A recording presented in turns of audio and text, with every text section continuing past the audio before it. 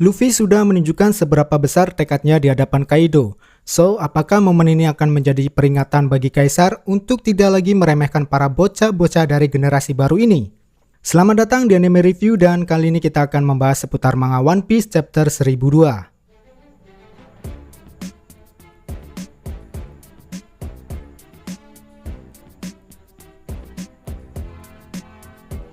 Masih melanjutkan chapter sebelumnya di mana suasana Onigashima khususnya di atas atap semakin memanas.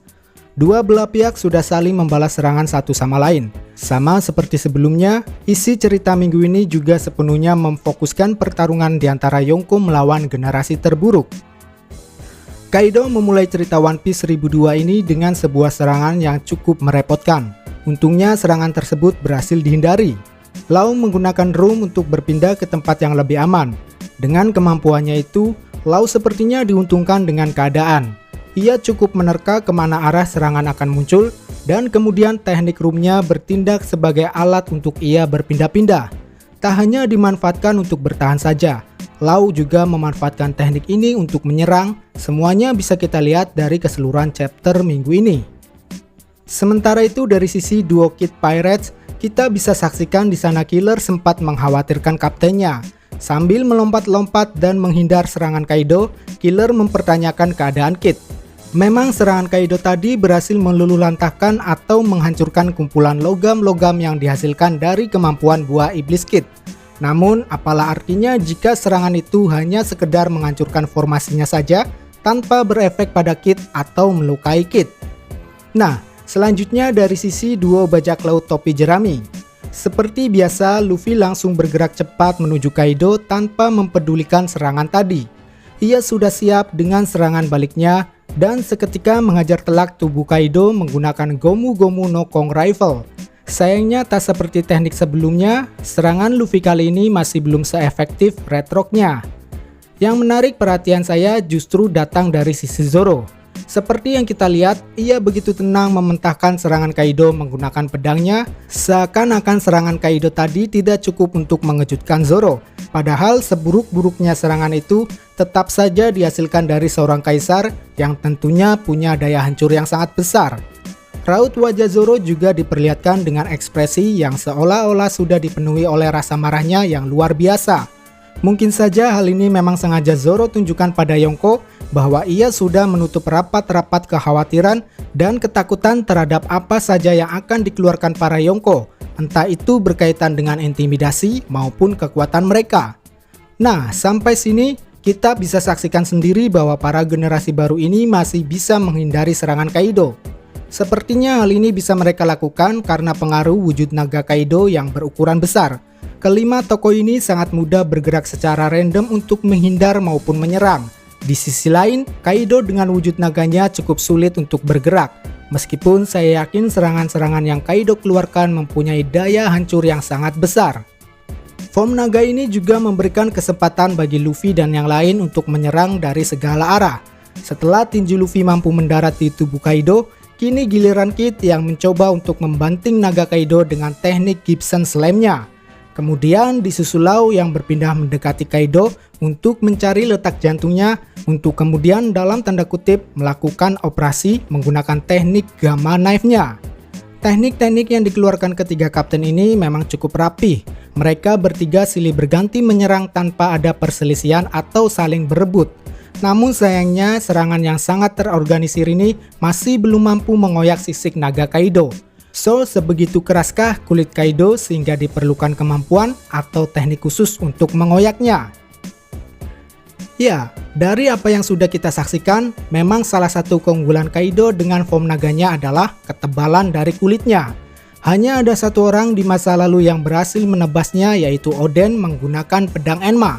Jadi saya kira, selain daripada harus menguasai Buso level tinggi, mungkin untuk melemahkan kekuatan kulitnya, mereka bertiga harus memancing Kaido agar ia mulai kembali mengingat pertarungannya dengan Oden. Karena jika memori kelam tersebut kembali teringat, ada sedikit keanehan yang Kaido tunjukkan, seperti halnya yang terjadi pada Big Mom atas kejadian pecahnya foto Madam Caramel.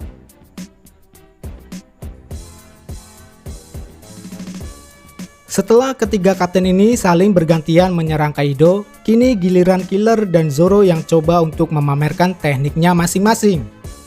Dimulai dari Killer, dia berinisiatif untuk melompat ke tubuh naga Kaido dan mulai mencoba untuk mencabik kulit keras Kaido. Killer juga paham bahwa sejatinya Kaido mempunyai kulit yang sangat keras, namun hal ini tidak sekalipun melunturkan niatnya untuk mengoyak tubuh tersebut. Pemahamannya tentang memberikan luka dari dalam Kaido memang sudah ia ketahui, tapi sayangnya untuk melakukan hal itu tidak semerta-merta seperti yang ia tunjukkan dengan teknik Sonic Side-nya, di mana ia memutar-mutarkan sabit besarnya ke dalam tubuh Kaido.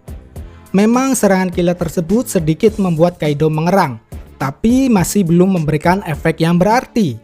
Nah, ada sesuatu yang perlu ditambahkan ke dalam teknik tersebut agar memberikan luka dari dalam tubuh Kaido, yaitu berupa energi Busou Shokuhaki tingkat tinggi.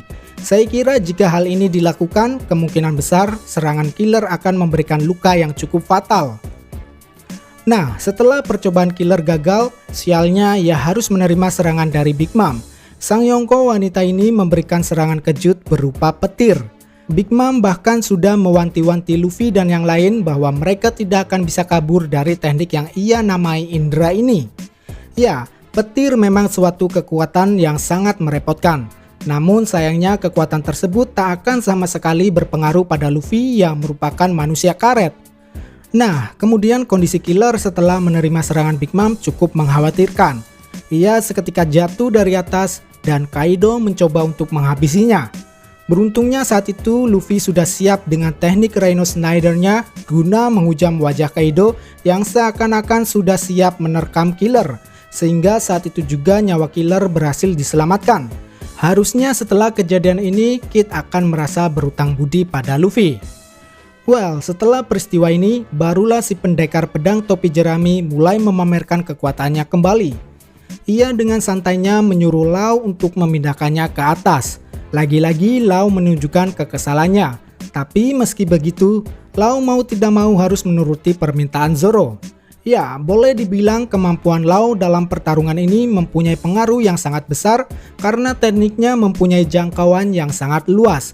OP-OP Nomi bisa dimanfaatkan untuk bertahan maupun menyerang, tinggal bagaimana keinginan si penggunanya untuk menyesuaikan dengan situasi.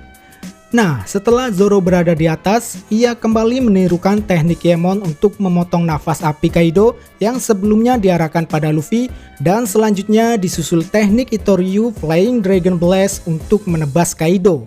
Sayangnya serangan ini masih meleset, padahal kalau kita lihat, tingkat daya hancurnya sudah sangat besar, sampai-sampai Big Mom harus memperingatkan Kaido untuk menghindari serangan tersebut.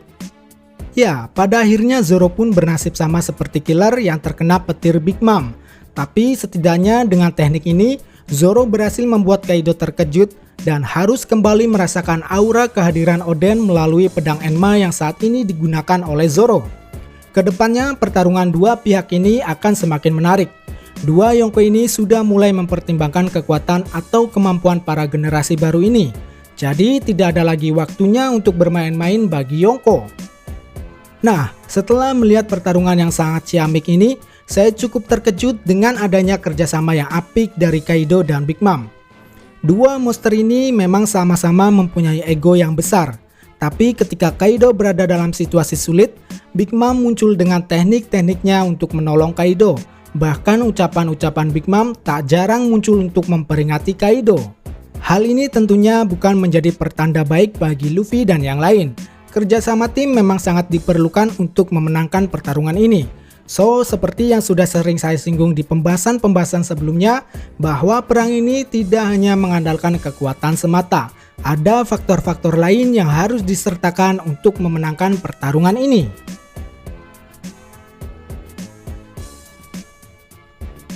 Di penghujung cerita One Piece 1002 ini, lagi-lagi kita diperlihatkan bagaimana kegigihan Luffy berhasil mengejutkan para lawannya. Di saat rekan-rekan Luffy mengalami kebuntuan, di momen itulah Luffy kembali menjadi pusat perhatian. Nah, setelah petir Big Mom tak berpengaruh, kali ini nafas api Kaido juga tak memberikan luka yang berarti. Kita paham bahwa petir memang menjadi musuh alami atas karet. Namun, ini adalah api yang sejatinya dapat dengan mudah membakar karet. Tapi yang terjadi sebaliknya, api Kaido sama sekali tak berasa untuk Luffy. Kenapa hal ini bisa terjadi? Jawaban Luffy adalah karena sebuah tekad. Ya, apalah arti pertarungan jika hanya mengandalkan kekuatan saja? Mungkin kalimat ini bisa merepresentasikan keadaan saat ini. Luffy sudah banyak melalui berbagai macam pertarungan untuk melawan musuh-musuh yang di atas kertas kekuatannya lebih besar daripada miliknya. Namun dengan tekad dan semangat yang Luffy bawa, ia berhasil membalikkan keadaan. Inilah salah satu faktor yang sebelumnya telah saya singgung. Tekad, kerjasama tim, dan kekuatan adalah kombinasi yang sangat sempurna untuk melawan sebuah kemustahilan, dalam hal ini mengalahkan dua monster. Jika kelima tokoh ini mampu menempatkan posisinya pada perannya masing-masing, maka kejatuhan sebuah kekaisaran bukanlah hal yang mustahil. Ya, pada akhirnya cerita One Piece chapter 1002 ini ditutup dengan sangat epik oleh tinju Luffy yang menghujani tubuh naga Kaido. Sayangnya kita masih belum diizinkan untuk melihat hasilnya. Apakah serangan ini akan berpengaruh sama seperti Red Rock atau Kaido mampu menahannya? Well, paling tidak kedepannya pertarungan mereka sudah akan saling mempertegas eksistensinya masing-masing. Kaido dan Big Mom akan mempertaruhkan status kaisarnya untuk meladeni para bocah-bocah yang akan menjadi batu sandungan bagi mereka. Baiklah, saya kira itulah pembahasan One Piece chapter 1002. Seperti biasa, jika ada kesalahan mohon dikoreksi, dan apabila teman-teman ingin menambahkan silahkan tuangkan opininya di kolom komentar. Mari berdiskusi. Cheers!